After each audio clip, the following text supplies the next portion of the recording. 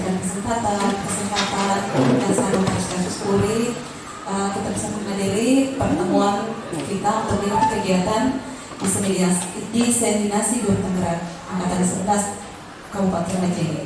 Shalawat serta salam kepada junjungan kita Nabi Muhammad SAW yang telah mengantarkan kita dari alam kegelapan menuju alam yang terang benderang, yang selalu kita nantikan syafaatnya di akhir kelak. Bapak Ibu guru yang saya hormati, di sini saya sebagai MC untuk mengantar atau membuka acara diseminasi kegiatan diseminasi guru penggerak angkatan 11 Kabupaten Majene dengan ucapan Bismillahirrahmanirrahim. Sebelum kita mulai acara ini, acara kegiatan diseminasi guru penggerak angkatan 11 Kabupaten Majene dengan tema menyebarkan pemahaman dan pengalaman budaya positif. Terlebih dahulu kita akan mendengarkan sambutan atau pengantar dari Bapak Wakasek Kurikulum Bapak Jufri Ali SPD. Kepada Bapak kami persilakan dengan hormat. Terima kasih. Bismillahirrahmanirrahim. Assalamualaikum warahmatullahi wabarakatuh.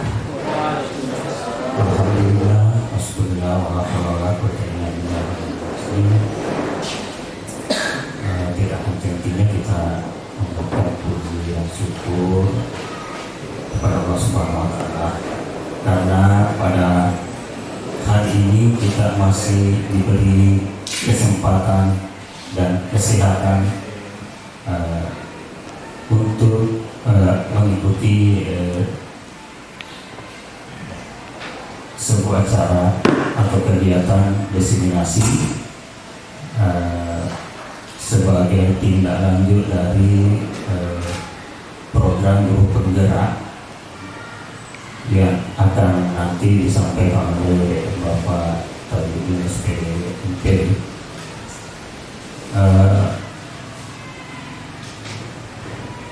Tadi pagi saya memberikan salam kasih ke junjungan kita besar Muhammad Sallallahu Alaihi Wasallam sebagai panutan yang sudah yang kita setiap di kehidupan kita sehari-hari. Bapak Ibu yang saya hormati, program guru penggerak yang berjalan sekarang itu sudah angkatan 11.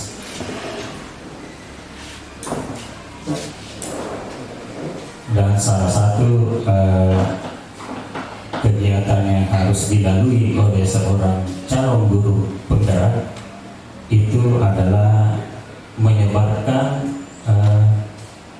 pemahaman dan pengalaman-pengalaman yang diperoleh dalam mengikuti kegiatan calon guru penggerak. Salah satunya adalah budaya positif. Jadi di program guru penggerak itu banyak sekali kegiatan-kegiatan Bapak Ibu yang bisa kita ikuti untuk mengubah mindset kita dalam dunia pendidikan. Nah, di sekolah kita ini sudah ada dua rekan kita yang sudah selesai, menyusul lagi Pak Taju ini sementara. Mudah-mudahan nanti selesai Pak Taju ada lagi yang ikut. Dan saya sudah dapat informasi bahwa sudah tidak dibatasi lagi umurnya Pak ya. Kalau yang tadinya itu umur 50 tahun ke atas tidak bisa ikut, sekarang sudah dikasih peluang. Yang penting bisa bertahan dalam tekanan yang tinggi, karena di sini tidak main-main. Iya. 24 jam jadi butuh memang tenaga ekstra untuk melalui program guru penggerak ini. Tetapi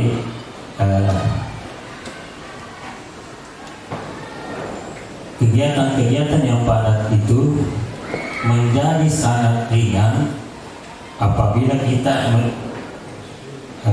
menyandingkan kegiatan-kegiatan itu dengan teknologi. Itu menjadi sangat mudah. Tetapi apabila tidak, itu akan sangat berat dilaksanakan atau diikuti. Nah itu, saya melihat teman-teman yang sudah mengikuti program guru penggerak ini mulai dari SD, SMP, SMA, dan SMK itu ternyata mereka mindsetnya dalam dunia pendidikan, dunia pembelajaran itu berubah dari menjadi 360 derajat perubahannya. Nah, itu karena memang banyak yang harus digali di dalam materi-materi program guru penggerak itu. Jadi Bapak Ibu untuk mempersingkat waktu, karena kita kasih waktu apalagi hari Jumat ini. SPD yang saya hormati Bapak Ibu guru dan staf yang sempat hadir pada hari ini. Baik Bapak Ibu, jadi untuk mengawali materi saya pada hari ini, yaitu menyebarkan pemahaman dan pengalaman budaya positif. Ini saya sendiri Tajudin CGP Angkatan 11 Kabupaten Majene. Tapi sebelum saya mulai, saya mau mendengar dulu semangatnya Bapak Ibu. Jadi kalau saya mengatakan SMK Negeri Majene, kita jawab SMK luar, SMK 5 Majene luar biasa. Oke, kita mulai ya. SMK 5 Majene, SMK 5 Majene luar biasa. Baik, tangan Bapak Ibu semuanya. Jadi kita lanjut ya. Jadi intinya di sini konsep inti budaya positif. Jadi sebelum saya mulai, saya bertanya Bapak Ibu, kalau berbicara masalah budaya positif, Bapak Ibu sudah pasti pernah mendengar apa itu sebenarnya budaya positif. Ada yang bisa memberikan satu gambaran apa itu sebenarnya budaya positif? Kebiasaan. Kebiasaan. Ya. Apalagi Bapak Ibu, siapa lagi bisa? Boleh apa itu budaya positif? Budaya positif itu yang misalnya disiplin. Saya disiplin masuk di kelas. Saya setiap masuk dalam kelas berikan salam. Assalamualaikum warahmatullahi wabarakatuh. Yang konsep itu di atas, yang pertama adalah perubahan paradigma belajar. Kemudian yang kedua, disiplin positif. Yang ketiga, nilai-nilai kebajikan universal. Kemudian yang keempat, kebutuhan dasar manusia. Kemudian yang keempat, motivasi perilaku manusia. Yang berikutnya, posisi kontrol guru. Kemudian keyakinan kelas dan segitiga restitusi.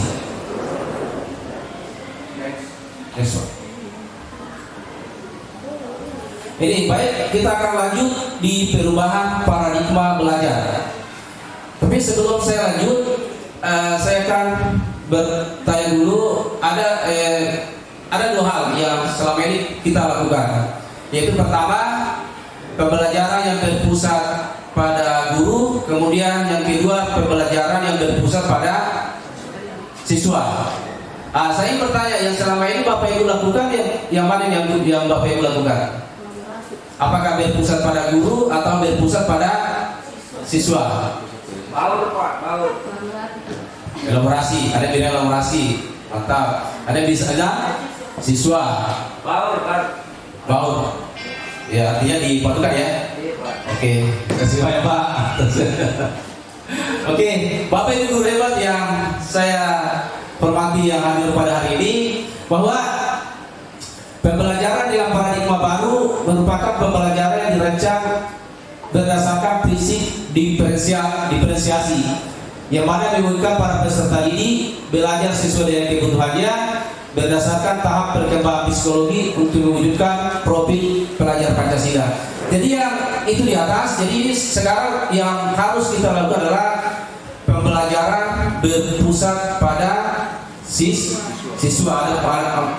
Walaupun ada yang bilang dipadukan, tapi pada umumnya kita harus melakukan yang berpusat pada siswa, karena ketika kita melakukan pembelajaran yang berpusat pada siswa, itu akan memberikan siswa itu akan muncul motivasi tersendiri dalam dirinya untuk mau belajar lebih giat lagi dalam kelas, sehingga akan muncul itu di atas berdasarkan prinsip diferensiasi. Jadi ketika pembelajaran itu berpusat pada siswa, maka akan muncul pembelajaran berdiferensiasi yang sesuai dengan kebutuhannya. Jadi siswa itu belajar sesuai dengan kebutuhannya, kebutuhan tahap perkembangan psikologinya, sehingga mewujudkan profil pelajar Pancasila sesuai di atas itu. Ini adalah profil pelajar Pancasila. Jadi ada 6. Pertama, beriman bertakwa kepada Tuhan Yang Maha Esa. Ini yang harus kita tanamkan sama anak-anak, bahwa dia pertama harus beriman, bertakwa kepada Tuhan Yang Maha Esa, dan berakhlak mulia. Ini yang pertama harus ditanamkan sama anak-anak. Kemudian berkebinekaan global. Yang mana sih di situ yang berkebinekaan global? Artinya di sini kita itu Indonesia memiliki banyak macam budaya yang berada di seluruh Indonesia, yang terjadi keanekaragaman. Maka siswa itu harus mempunyai kebinekaan global.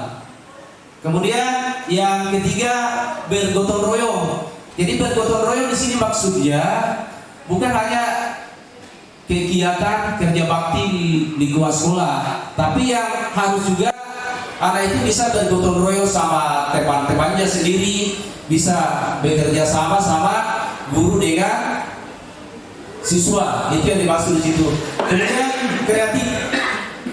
Ini yang diperlukan terutama kita di sini di sekolah teknologi adalah anak itu harus bisa kreatif, menanamkan jiwa-jiwa kreatif sama anak.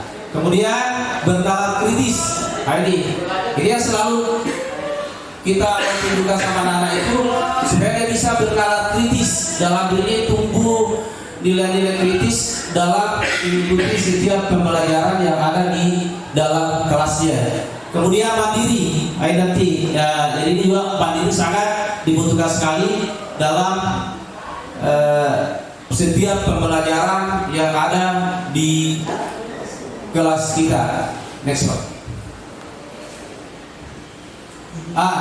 Kita lanjut. Miskonsepsi teori kontrol. Inilah yang selalu kita lakukan selama ini. Ternyata yang banyak kita lakukan selama ini adalah ilusi. Kebanyakan yang kita adalah ilusi. Pertama itu adalah ilusi guru mengontrol murid. Ternyata ketika kita mengontrol murid, kita melakukan kontrol murid, itu adalah merupakan suatu ilusi. Artinya karena anak itu bukan muncul dari dalam dirinya, tapi muncul dari kita. Jadi dia sifatnya sesaat. Kemudian ilusi bahwa semua perbuatan positif, efektif, dan bermanfaat. Ini lagi. Jadi biasanya kita memberikan sama anak itu perbuatan positif, motivasi. Ternyata itu juga ada merupakan suatu ilusi. Karena itu lagi, karena itu bukan muncul dari dalam dirinya, tapi kita yang selalu memberikan suatu penguatan sehingga itu akan bersifat tidak bakalan, artinya dia bersifatnya tidak bakalan lama. artinya dia sesaat. Kemudian ilusi bahwa kritik dan membuat rasa bersalah dapat menguatkan karakter. Ini juga sering kita itu guru membuat rasa bersalah pada murid, sehingga kita menganggap bahwa dengan kita membuat rasa bersalah itu murid akan menguatkan karakternya. Ternyata tidak. Ternyata itu adalah kesalahan. Misalnya anak-anak melakukan pelanggaran, kita menegurnya dengan perasaan bersalah, dengan anggapan bahwa dia akan bisa mengubah karakternya. Ternyata itu tidak. Dia adalah merupakan suatu ilusi. Kemudian ilusi bahwa orang dewasa bisa memilih hak untuk memaksa. Itu lagi. Jadi orang dewasa tidak sebagai guru. Biasanya kita memaksa siswa, memaksa murid kita untuk melakukan sesuatu. Jadi jangan lagi dilakukan seperti itu, karena dia akan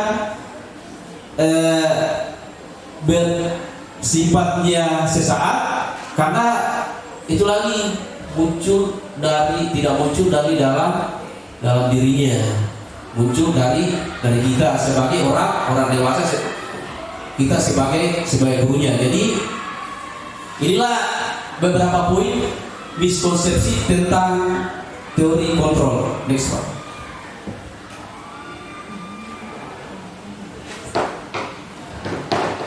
Baik, mengubah paradigma stimulus respon ke pendekatan teori kontrol.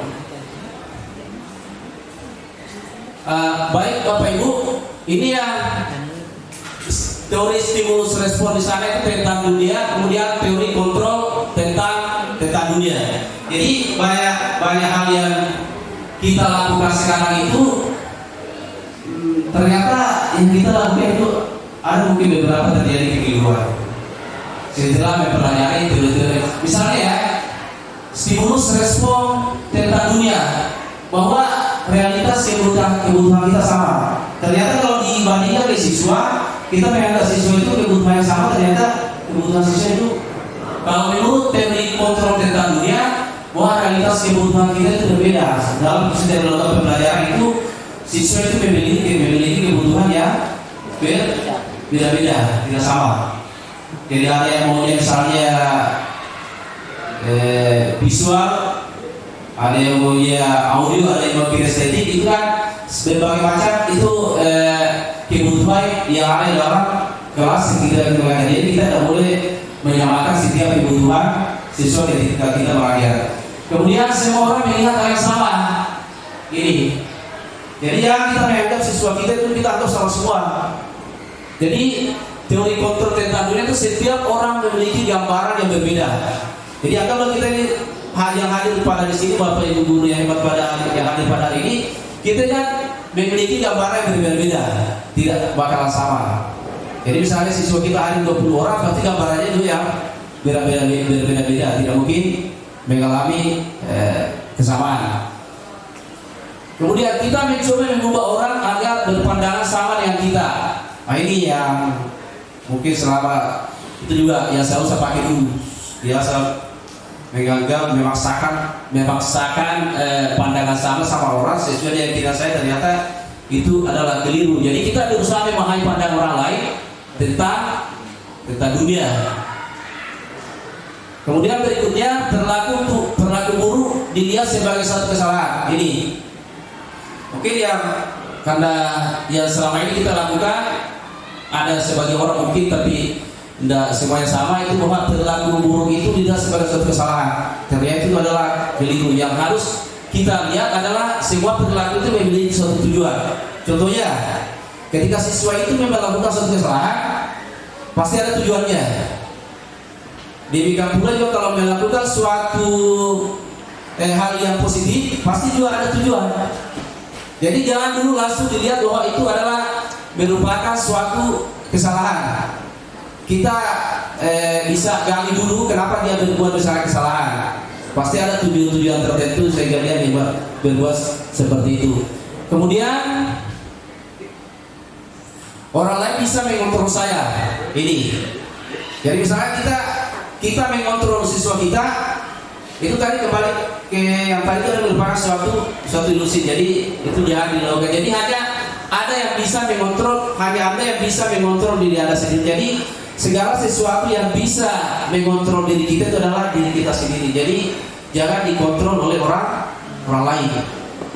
Jadi sama saja setiap kalau kita mau berubah, yang diubah adalah diri kita sendiri. Kemudian saya bisa mengontrol orang lain. Anda tidak bisa mengontrol orang lain. Jadi pemaksaan ada pada saat rujukan gagal. Jadi ketika kita memaksa siswanya, memaksa pada saat kita membujuk siswa itu tidak mau, kita bujuk siswa itu supaya dia misalnya bisa. Kemudian akhirnya di sini kolaborasi dan konsensus menciptakan pilihan-pilihan baru. Jadi yang harus dilakukan adalah sesuai dengan teori di atas, kita harus melakukan kolaborasi, bukan pemaksaan. Jadi sehingga menciptakan pilihan-pilihan baru setelah kita misalnya saat ini kan kita melakukan satu kolaborasi, toh. Jadi setelah kita melakukan satu kolaborasi ini akan menghasilkan ada pilihan-pilihan baru mungkin yang akan timbul sebentar ini. Kemudian model berpikir menang kalah. Ini selama ini kita pada siswa itu biasa kita berpikir ketika kita membuat suatu misalnya anak itu membuat kesalahan, kemudian kita kasih satu nasihat. Di situ kan kita muncul ada di situ berpikirnya menang. Mungkin ada guru saya yang melakukan, jadi siswanya yang mungkin mengalami suatu kesalahan. Kemudian yang kita ambil adalah model berpikir menang-menang. Jadi ketika kita melakukan sesuatu, jangan ada menganggap orang lain itu kalah. Jadi tidak ada yang kalah. Jadi seperti itu yang mungkin istilahnya win-win solution ya. Toh, jadi sama-sama model berpikirnya adalah menang. Jadi sebenarnya kalau kita berpikir model menang-menang itu akan mungkin kita selalu akan berpikiran positif. Maka dalam diri kita tidak akan muncul berpikiran negatif terhadap orang lain. Jadi membuat juga pikiran kita menjadi tenang, tidak stres. Jadi lanjut bahwa disiplin positif. Disiplin adalah bentuk kontrol diri terhadap sesuatu yang dikerjakan untuk mencapai suatu tujuan mulia. Ki Hajar Dewantara menyatakan bahwa untuk mencapai kemerdekaan dari diri, untuk menciptakan murid yang merdeka dalam konteks pendidikan, kita saat ini secara utama adalah harus ada pilihan yang kuat. Jadi poin pertama di atas bahwa dalam membentuk suatu disiplin positif, siswa itu harus muncul kontrol dari dalam dirinya. Jadi dia harus mode intrinsiknya, bukan eksia, bukan dari luar. Jadi harus muncul dari dalam dirinya. Jadi ketika muncul disiplin positif itu muncul dalam dirinya, maka dia tidak bakal mungkin melakukan lagi suatu kesalahan-kesalahan atau pelanggaran-pelanggaran karena disiplin itu muncul dalam dirinya. Tidak menganggap lagi bahwa ketika dia melakukan suatu kesalahan, bahwa dalam pikirannya itu bahwa dia akan dihukum. Itu kan berkonotasi ke sana, bukan muncul dari dalam dirinya. Jadi harus muncul kontrol diri terhadap segala perbuatan-perbuatan yang dilakukan ya, sehingga muncullah yang namanya disiplin positif. Yang kedua, disiplin positif merupakan salah satu cara penerapan disiplin yang bertujuan untuk menumbuhkan kesadaran serta memberdayakan peserta didik tanpa imbalan, penghargaan, ancaman dan hukuman. Ini juga. Jadi disiplin positif ini setelah muncul disiplin positif dari dalam dirinya, maka penerapannya itu akan muncul baik pada dirinya maupun terhadap orang lain, sehingga menumbuhkan kesadaran yang di bawahnya, di garis bawah adalah kesadarannya. Jadi dia akan sadar sendiri serta memberdayakan peserta didik. Jadi dia tanpa imbalan. Jadi terkadang kita anak-anak itu kita kasih imbalan. Jadi nanti kita kasih imbalan penghargaan baru dia mau melakukan sesuatu. Itu kan tidak muncul dari dalam dirinya. Jadi dia ketika mau melakukan sesuatu, dia cuma mengharapkan imbalan atau penghargaan, ancaman atau hukuman, jadi itu dihindari. Jadi kemudian yang kedua, sebagai pendidik tujuan utama kita dalam menciptakan peserta didik yang memiliki disiplin diri sehingga mereka berperilaku yang mengacu pada nilai-nilai kebajikan universal dan memiliki motivasi intrinsik dalam perubahan perilaku yang ke arah lebih baik. Jadi intinya begini Bapak Ibu, setelah muncul di atas itu disiplin positif, maka akan menciptakan peserta didik yang memiliki disiplin. Jadi akan setelah kesadaran dari dalam dirinya itu muncul, maka akan memiliki disiplin diri pada anak itu sendiri, sehingga akan mengacu pada nilai-nilai kebajikan yang universal, sehingga memiliki motivasi intrinsiknya. Itu yang ini selalu itu motivasi itu muncul dari dalam dirinya, motivasi intrinsiknya. Jadi jangan muncul dari motivasi ekstrinsiknya, sehingga ketika muncul dari dalam motivasi intrinsiknya, maka perubahan perilaku itu akan mengacu ke arah yang lebih baik. Jadi kita seorang guru tidak bakal terlalu setengah mati lagi untuk mengarahkan anak-anak itu ketika motivasi itu muncul dari dalam dirinya, karena dia akan selalu mengarah ke perubahan perilaku ke arah yang lebih baik. Baik Bapak Ibu, jadi kita lanjut. Inilah contoh nilai-nilai kebajikan universal. Ini nilai-nilai kebajikan adalah nilai-nilai yang disepakati bersama, terlepas dari suku, bangsa, agama, bahasa, maupun latar belakangnya.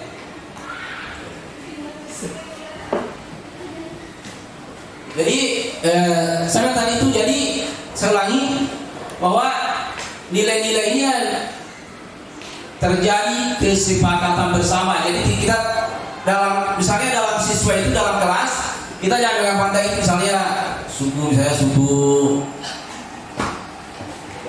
Banda, suku Jawa, atau kita jangan melihat seperti itu. Jadi kita tidak ada pandang agamanya, sukunya.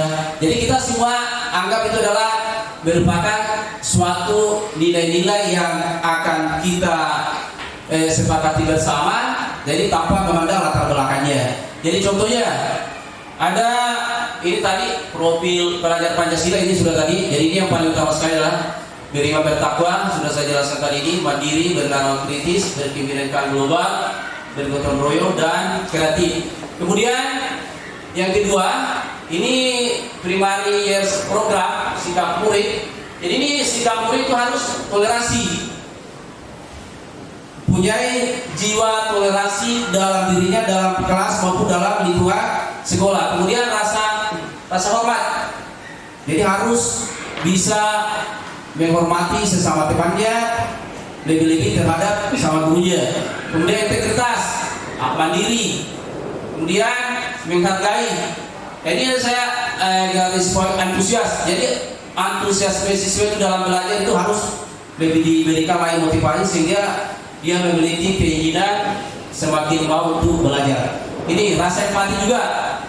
Ini rasa empati yang mungkin perlu ditingkatkan lagi sama siswa. Nah ini pengetahuan. Ini juga makanya saya harus berikan sama anak-anak itu harus setiap dalam melakukan pembelajaran rasa pengetahuannya harus digali terus, supaya ada motivasinya untuk mau belajar lebih giat lagi. Kemudian kreatif. Nah ini kerjasama. Ini percaya diri. Ini sebenarnya percaya diri ini yang perlu sekali, karena walaupun pengetahuan kita setengah-setengah, ketika kita percaya diri, maka biasanya tertutupi dengan kepercayaan diri itu. Kemudian komitmen. Jadi juga harus ada komitmen ketika kita melakukan suatu pembelajaran di dalam kelas maupun di lingkungan sekolah.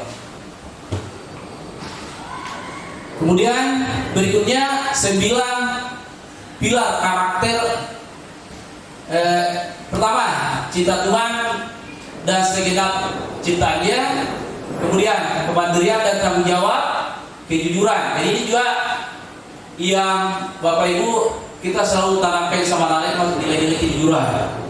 Misalnya anak-anak itu ditanya, kenapa kamu terlambat? Jadi situ dia harus menjawabnya dengan jujur.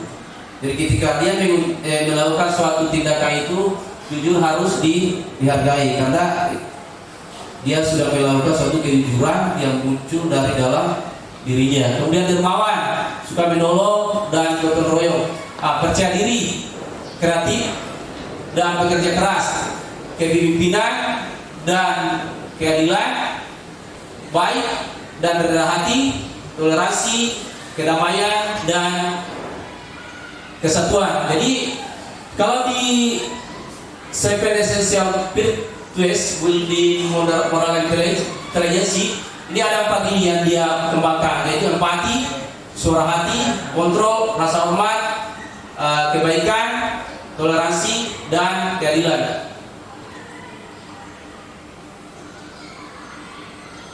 Baik Bapak Ibu, kita lanjut ke kebutuhan dasar manusia.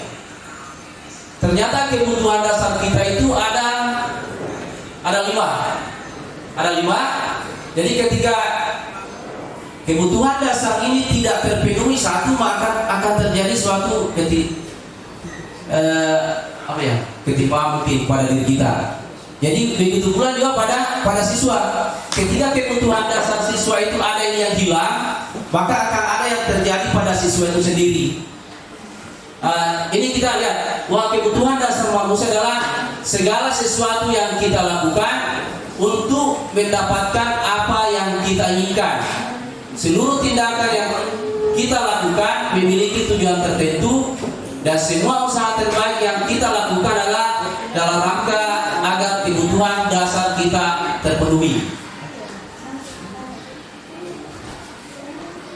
Jadi sekali lagi, kebutuhan dasar kita itu adalah 5. Pertama, bertahan hidup. Kemudian kasih sayang dan rasa diterima. Kemudian berikutnya kebebasan, kesenangan dan penguasaan. Inilah 5 kebutuhan dasar pada manusia yang melekat juga pada siswa kita yang ada di dalam kelas. 5 kebutuhan dasar itu terdiri dari atas. Misalnya bertahan hidup, makanan, pakaian, tempat tinggal, keamanan dan kesehatan. Contohnya bisa kita lihat. Misalnya siswa kita itu datang lesu, tidak bersemangat. Jadi kita harus dulu apa yang kurang di situ dari kebutuhan dasarnya. Bisa jadi dia kesehatannya. Saya dia kurang sehat pada saat itu datang di sekolah. Kemudian tempat tinggal. Jadi makanya itu harus setiap ada kebutuhan dasar yang kurang pada siswa itu harus digali pada siswa itu sendiri. Harus ditanya kenapa bisa begitu. Kenapa kamu hari ini dalam keadaan kurang fit. Jadi yang terganggu adalah kebutuhan dasarnya, kebutuhan bertahan hidupnya adalah misalnya kesehatannya terganggu. Kemudian kasih sayang dan diterima. Ini rasa diterima diperlukan berbagi, kerjasama dan menjadi bagian dalam kelompok. Jadi ini misalnya ketika kita melakukan suatu misalnya dalam kelas, ada siswa itu yang mungkin selalu mau diperhatikan, selalu ingin diperlukan. Jadi ini yang dibutuhkan adalah rasa kasih sayangnya dan ingin diterima mungkin sama gurunya.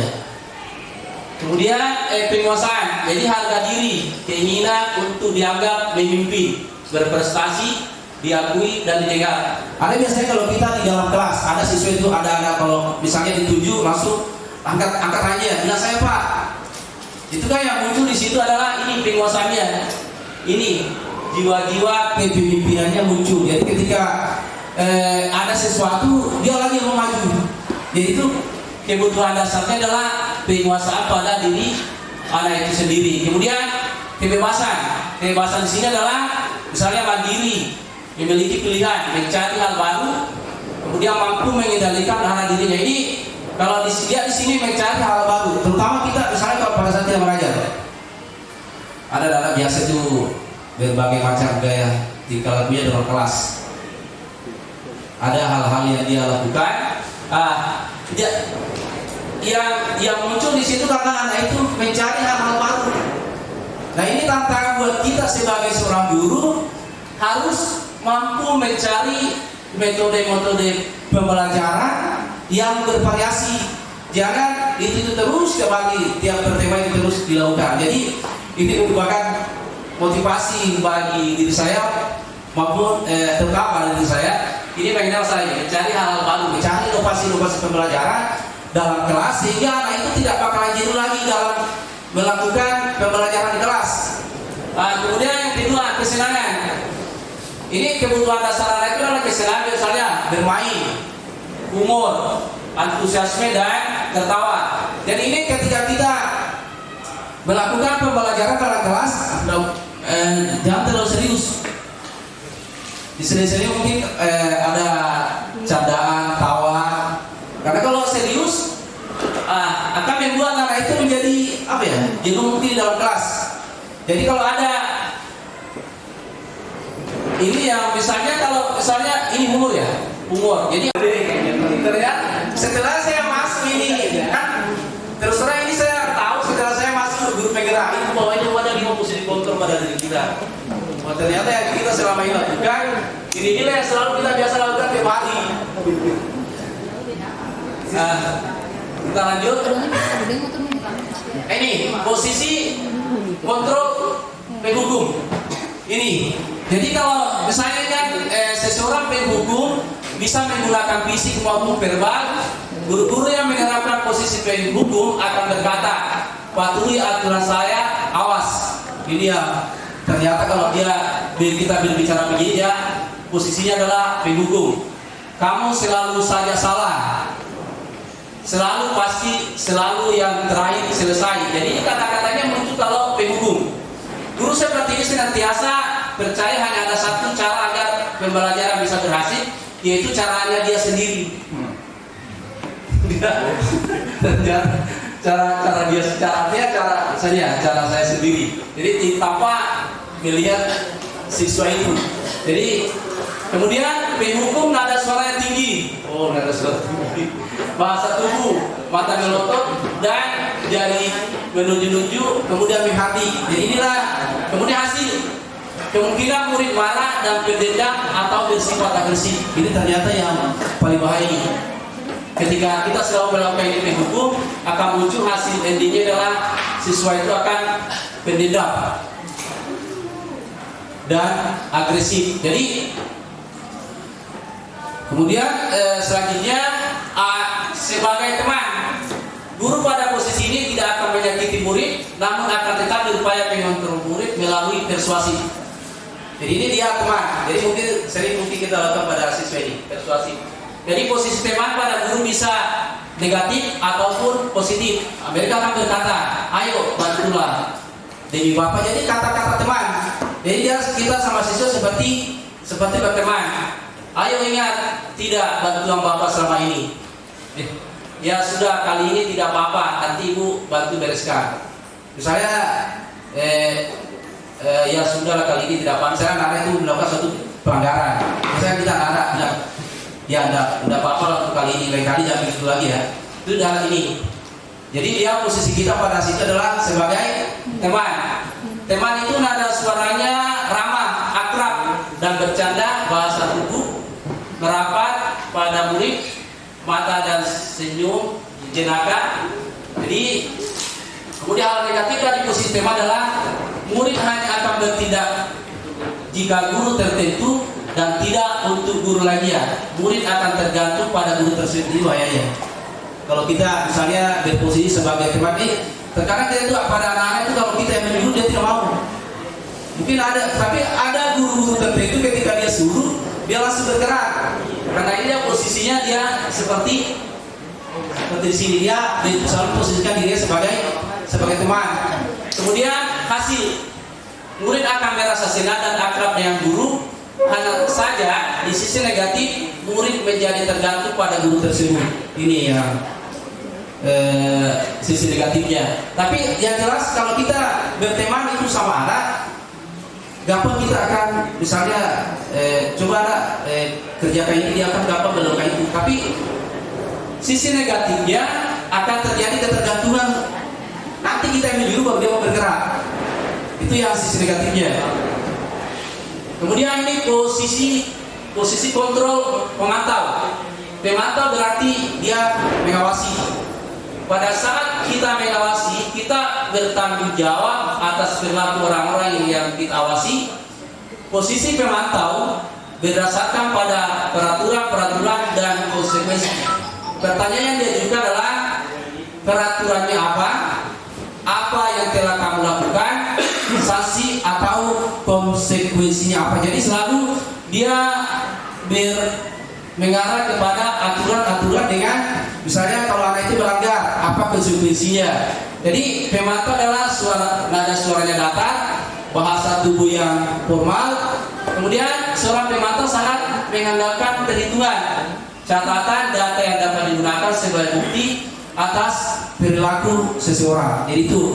Kemudian hasilnya murid memahami konsekuensi yang harus dilakukan karena telah melanggar salah satu peraturan sekolah. Jadi itu. Misalnya kan siswa kita ada yang melanggar data. Jadi misalnya tidak pakai sepatu. Toh, bila biasa kan kalau kita ini harus tanya tahu nggak konsekuensinya itu ketika peraturan apa yang kamu langgar ketika tidak pakai sepatu. Itu akan selalu berbicara tentang aturan, kemudian konsekuensinya apa terjadi ketika pada saat itu. Kemudian posisi kontrol manajer. Manajer adalah posisi di mana guru berbuat sesuatu bersama dengan murid, mempersilakan murid mempertanggungjawabkan perilakunya dan mendukung murid agar dapat menemukan solusi atas permasalahan sendiri. Seorang manajer akan berkata apa yang kita yakini, kembali ke keyakinan kelas, apa yang kamu yakininya. Jika kamu meyakininya, maka kamu bersedia memperbaikinya. Jadi ini posisi manajer. Jadi posisi manajer ini meskipun kita di sekolah tidak ada misalnya manajer, tapi posisi kontrolnya kita bisa berposisi sebagai manajer. Jadi guru kita ini posisi, walaupun kita sebagai seorang manajer misalnya di perusahaan, tapi dalam melakukan posisi kontrol itu maka akan bisa kita berfungsi sebagai manajer. Kemudian manajer nada suaranya tulus, bahasa tubuh tidak kaku, mendekat ke murid. Kemudian tugas seorang manajer bukan untuk mengatur perilaku seseorang, kita membimbing murid untuk dapat mengatur dirinya dan mengembalikan murid tersebut ke kelompoknya dengan lebih baik dan kuat. Hasilnya, murid akan lebih bertanggung jawab untuk mencari jalan keluar permasalahan, tentu dengan bimbingan guru. Jadi, dia muncul di sini hasilnya. Jadi posisi kontrol yang paling tinggi itu adalah sebagai manajer, karena dia ini mencari jawaban, kemudian keluar dari permasalahan terhadap siswa itu sendiri.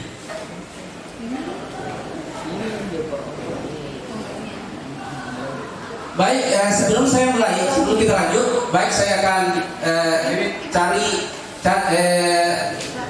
kita mungkin ada satu contoh kasus, misalnya ya. Jadi kita akan mencari di mana posisi hukumannya, di mana manajernya, di mana posisi kontrolnya. Jadi Bapak Ibu, ada siswa datang misalnya datang terlambat, kemudian ada yang ada atributnya yang kurang lengkap. Nah, contoh kasus begini, siswa itu datang di sekolah, jadi tidak memakai atribut yang lengkap pada saat mengikuti upacara bendera. Jadi Bapak Ibu mungkin bisa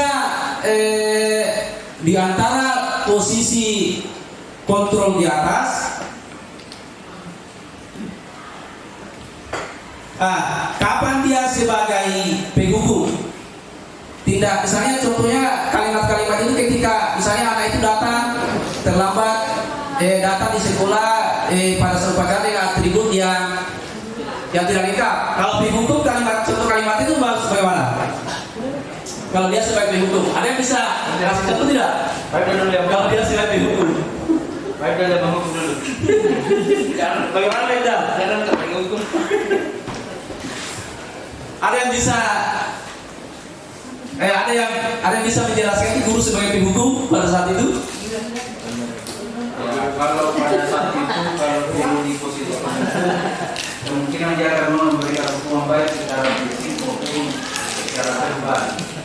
Katakanlah mungkin dia berusaha ataukah dia diberikan kalimat-kalimat yang sifatnya menyakiti perasaan dari siswa itu sendiri, seperti kamu itu dasar tidak disiplin, mungkin seperti itu. Dalam posisi tersebut seperti itu kira-kira. Iya, terima kasih banyak. Jadi itu ya, nanti ada kata-kata yang keluar itu dalam dirinya. Misalnya itu kata-kata yang kurang bagus. Kemudian pembuat merasa bersalah, ada yang bisa menjelaskan pada dengan kasus yang sama? Pembuat merasa bersalah. Saya bisa katakan yuk memang dia lengkap ilmunya, kamu tidak lengkap. Kenapa kau tidak lengkap? Kamu bawa ya. Gitu. Ini Biasa. Dibanding-bandingkan sama yang biasa. Silakan Pak. Saya mengatakan di mana disimpan kopinya misalnya. Ya, atributnya tidak lengkap. Dan lengkap misalnya kopinya, saya tanya, di mana kopinya disimpan? Kalimat yang itu juga itu. Kalau belum saya, Di posisi dia kan Pak. karena salah. Iya. Iya, dia merasa bersalah. Kita membuat anak ketika melakukan pelanggaran, kita membuat anak ini merasa bersalah. Kira-kira kalau saya begini diperbuat merasa bersalah, hampir sama dengan baik Pak tadi banding-bandingkan. Kalau tidak, temanmu yang seperti itu bagus sekali, kamu tidak lengkap seperti itu. Bagaimana posisi yang lain? Iya. Kamu membuat sekolah kita seakan-akan tidak mempunyai seragam, atribut dan sebagainya. Di situ mungkin dia merasa bersalah, Pak. Iya, artinya kita membuat anak itu selalu dia merasa bersalah. Misalnya sudah berapa kali kamu membuat kesalahan. Jadi kita identifikasinya bahwa anak itu dialah yang melakukan suatu kesalahan. Kemudian sebagai teman dengan kasus yang sama. Ini yang bisa kita lakukan. Ini yang kita lakukan. Disuruh saja langsung berbaur dengan temannya. Disuruh saja langsung berbaur dengan Temannya lain kali pakai tidak. Tapi posisi pada saat itu kasusnya tidak, saya atributnya tidak lengkap. Saya topinya tidak ada. Dimaklumi Pak karena teman kita situ.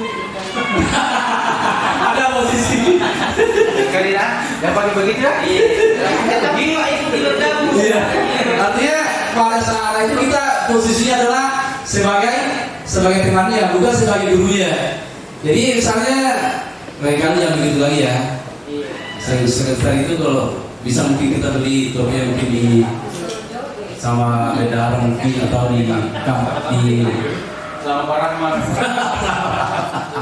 Kemudian dengan kasus yang sama dia berfungsi sebagai pemantau. Kira-kira ada yang bisa kalau dengan kasus yang sama tapi gurunya sebagai pemantau. Kalau pemantau itu kan selalu melihat dari sisi aturannya. Iya. Jadi mungkin dia akan selalu mengatakan begini. Aturannya bagaimana? Aturan sekolah seperti apa? Atribut sekolah seperti apa? Bagaimana seharusnya dipakai untuk atribut itu seperti itu? Iya. Iya. Tepuk dulu untuk Bapak ini yang sudah menjawab tadi. Jadi artinya ada konsekuensi yang ada aturannya, kemudian ada konsekuensi di sini kita berbicara sebagai pemantau misalnya. Kemudian dia dengan kasus yang sama dia misalnya sebagai manajer Ada yang mau bertindak sebagai manajer dengan kasus yang sama? Manajer Pak, Manajer itu dari hasil kesepakatan sebelumnya sama siswa. Jadi mereka sudah tahu kalau ini manajer. Manajer. Manajer itu kita membimbing murid. Ini mencari jalan keluar permasalahan tertentu dengan bimbingan guru. Jadi bukan kita yang mencarikan solusinya, tapi siswa itu yang mencari solusi tersendiri dari permasalahan itu. Kira-kira kalau dia berfungsi sebagai manajer, Kalau kasus terlambat misalnya, masih kasus yang sama Pak? Ya, kasus yang sama. kita tanya bagaimana kalau kita ada pelanggaran yang kita nggak bisa lakukan, disuruh. apa konsekuensi yang kita terima kalau kita melanggar pada tata tertib di sekolah ini. Misalnya Anda lupa bawa kopi apa, dan Yeah. apa alasan Anda sehingga salah satu atribut Anda tidak pakai. Kita Yeah. tanya dulu seperti itu. Ya, terus sekali Pak. Jadi kita tanya dulu itu apa? Kalau kita berfungsi sebagai manajer misalnya, apakah kamu tahu kesalahan kamu pada hari ini? Jadi kita kan anak itu akan pasti anak itu akan berbicara ketika ditanya, kamu tahu tidak kesalahan kamu pada hari ini? Tahu Pak. Apa kesalahan kamu misalnya tidak pakai topi Pak? Tahu tidak konsekuensinya kalau tidak pakai topi pada saat upacara? Artinya akan muncul dialog seperti itu, bukan kita yang mencarikan solusinya, tapi dia anak itu sendiri akan muncul dalam dirinya. Bilang Pak, saya melanggar, saya aturan ini saya langgar. Jadi akan kita gali terus. Jadi makanya posisi manajer inilah yang paling tinggi dalam posisi kontrol tadi, posisi kontrol manajer. Jadi itulah 5 posisi kontrol yang tadi saya sudah paparkan. Kemudian kita lanjut. Kesepakatan kelas. Kemudian ada keyakinan kelas. Kalau dilihat itu di atas, antara kesepakatan kelas dengan keyakinan kelas kan kira-kira di mana bedanya? Ada kesepakatan, ada keyakinan. Setelah ada keyakinan, setelah ada kesepakatan, baru muncul keyakinan. Kalau menurut saya mustahil ada muncul keyakinan sebelum ada kesepakatan. Jadi yang pertama dibangun dalam kesepakatan. Artinya kesepakatan itu adalah kita membuat perjanjian antara kita dengan anak untuk mengkondisikan kelas itu supaya aman seperti kalau terlambat kita mau apakan temamu atau siapa apa yang kita lakukan itu. Ya. Kalau kesepakatan, maka setelah dia melanggar kesepakatan itu, maka dia akan muncul satu keyakinan bahwa saya akan mendapat sanksi kalau menurut. Baik, terima kasih banyak Pak atas tanggapannya. Masih ada yang lain? Antara keyakinan dan kesepakatan. Jadi di sini kan misalnya keyakinan kelas di sini, siswa harus hadir di kelas tepat pada waktunya 3 menit sebelum pembelajaran dimulai. Kemudian tertib saat belajar mengajar, menjaga kebersihan diri sendiri, kelas dan lingkungan sekolah. Kemudian rasa aman adalah hak setiap orang, sehingga saling mengingatkan, mendukung dan membantu antar teman di sekolah. Kemudian kalau keyakinan kelas adalah nilai-nilai kebajikan universal yang disepakati secara tersurat, lepas dari latar belakang suku, agama, bahasa maupun agama itu tadi. Jadi kita kembali tadi itu ke keyakinan universal tadi yang kita buat. Ya, seseorang akan lebih tergerak dan bersemangat untuk menjalankan keyakinannya daripada hanya sekedar mengikuti serangkaian peraturan tertulis tanpa makna. Jadi itu. Jadi contohnya, ini keyakinan kelas muncul dari dalam diri siswa sendiri, bukan kita yang buat. Misalnya, anak-anak saya kasih kertas, misalnya bagi-bagi kertas setiap siswa, kemudian dia menulis tulis keyakinan kelas apa yang dia mau tulis pada saat itu. Jadi bukan kita menentukan, itu keyakinan kelas. Jadi Bapak Ibu kalau mau masuk di dalam kelas, jangan kita yang membuat itu keyakinan kelasnya. Kita ada itu suruh kita menulis, baik-baiknya mungkin stick note atau yang kertas selembar, baru dia suruh tulis. Setelah dia tulis itu keyakinan kelasnya, suruh tempel mungkin di papan tulis. Ketika dia sudah menempel semua itu keyakinan kelas, baru kita simpulkan kalau hal-hal yang sama kita akan artinya kita akan jadikan satu, kemudian berbeda, baru dari kesimpulan itu keyakinan kelas itu setelah terjadi keyakinan kelas itu maka akan mengumpulkan siswa itu bisa akan menjadi lebih aktif di dalam kelas, karena keyakinan yang kita buat itu adalah dalam dirinya dia sendiri, bukan dari ekstrinsipnya. Jadi selalu kita menggali sama Allah itu adalah keyakinan dari dalam dirinya sendiri. Jadi misalnya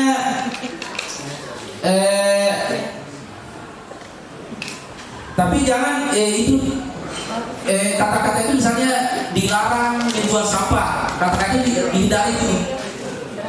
Jangan bilang dilarang membuang sampah. Tapi ada mungkin kata-kata yang lebih bijak daripada itu. Buanglah sampah pada tempatnya. Ayo buang sampah pada tempatnya. Ya, membuang jangan melarang. Nanti dia larang, dia tidak mau membuang sampah itu di luar. Bangsa jangan bangsa. Ada yang mau ditambahkan? Terima kasih Pak atas kesempatan yang diberikan. Menarik sekali Pak presentasi tentang pemahaman budaya positif. Saya tertarik dengan dua ini, kesepakatan kelas dan keyakinan kelas. Itu bisa terwujud kalau ada kesepakatan guru. Ya Pak ya? Ya, misalnya Pak contoh Pak ya.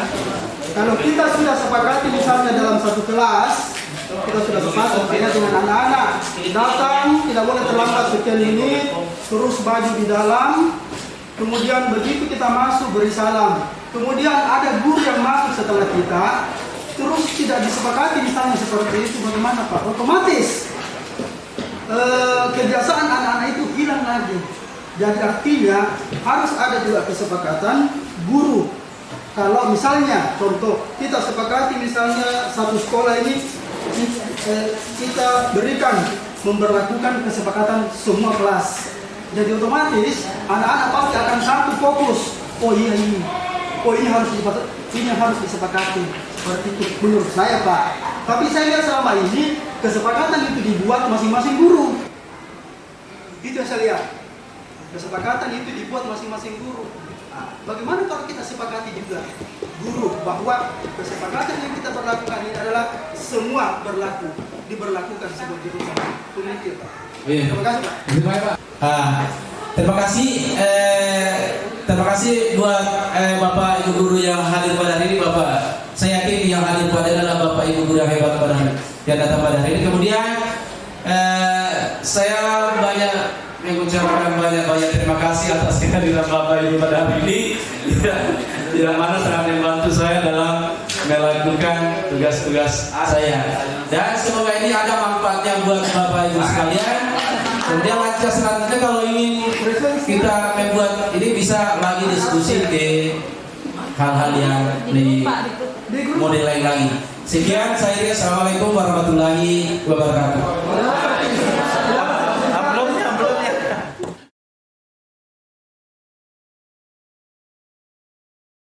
Warahmatullahi wabarakatuh. Bagaimana kabar anak-anak sekalian? Baik. Ya, alhamdulillah pada hari ini semoga kita selalu diberikan kesehatan oleh Allah Subhanahu wa taala untuk mengikuti pelajaran yang ada di kelas kita.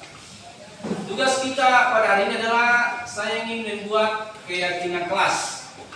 Jadi caranya kata-kata yang anak-anakku sekarang yang kalian tuliskan nanti itu adalah tidak boleh menggunakan kata-kata yang misalnya menyinggung perasaan orang lain. Caranya sebentar, saya akan bagikan stick note. Stick note itu kamu tulis di kertasnya sesuai dengan keyakinan kamu. Kemudian kamu akan tempelkan nanti di sini. Jadi masing-masing akan menempelkan di sini. Jadi kata-kata kebijakannya itu satu orang satu saya tulis, nggak usah banyak. Oke, mengerti?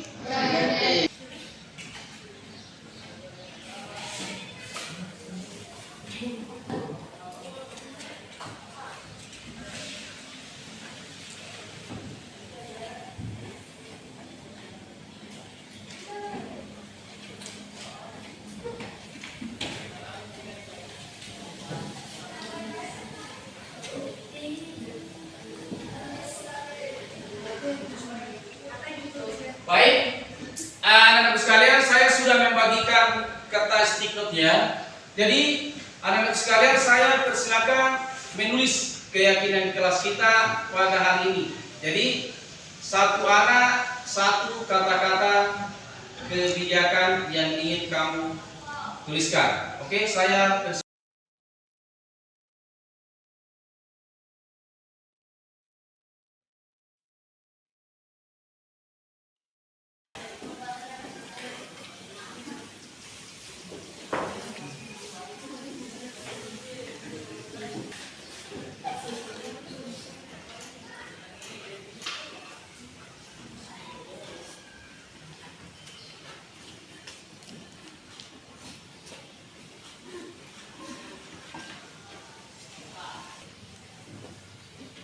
tempelkan hasil yang sudah kamu tuliskan di sticknotnya. Saya persilakan.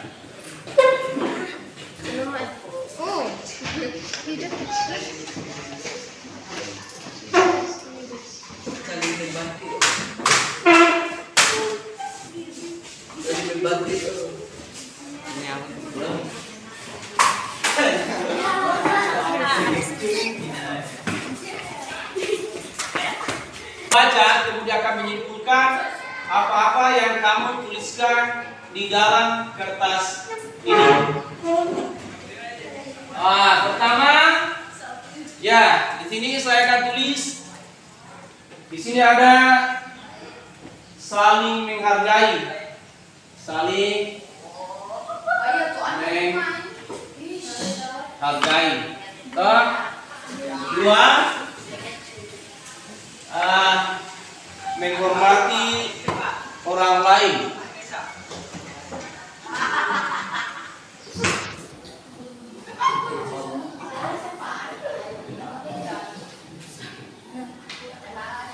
Tiga, apa ini? Menghargai diri sendiri dan orang lain. Bisa menghargai diri sendiri dan orang lain. Empat, apa lagi ini? Saya ingin membuat kelas ini bersih. Saya ingin membuat kelas bersih.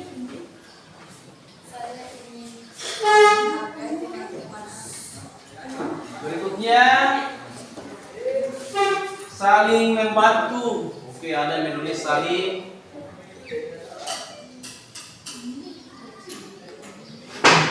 membantu. Saya ingin membuat kelas ini bersih. Oke, ada saling membantu. Oke, sudah ada juga. Saling menghargai satu sama lain. Jadi ini saling menghargai untuk meraih kesuksesan.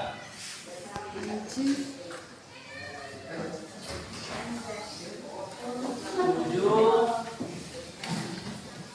menghargai sesama teman. Menghargai sesama teman. Sekian saya di Assalamualaikum.